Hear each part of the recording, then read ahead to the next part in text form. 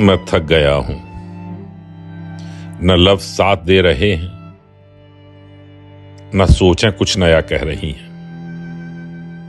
दिल बस एक ही बात चाहता है, मैं सिर्फ तुम्हारी गोद में सर रखना चाहता हूं, तुम्हारे हाथ का लम्स अपने सर पर महसूस करना चाहता हूं, बगैर कुछ कहे, बस यूं ही खामोशी से तुम्हारी कुर्बत में सुस्ताना चाहता हूं।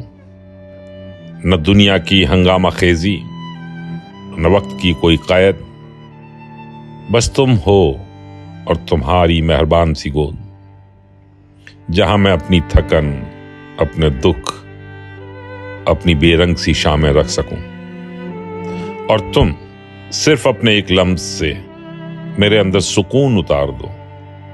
मैं कुछ ना कहूं, तुम कुछ ना पूछो, बस ये लम्हा ठहर जाए। तुम्हारे पास, तुम्हारे लम्स में मैं खुद को भुला देना चाहता हूं। मैं वाकई बहुत थक गया हूं।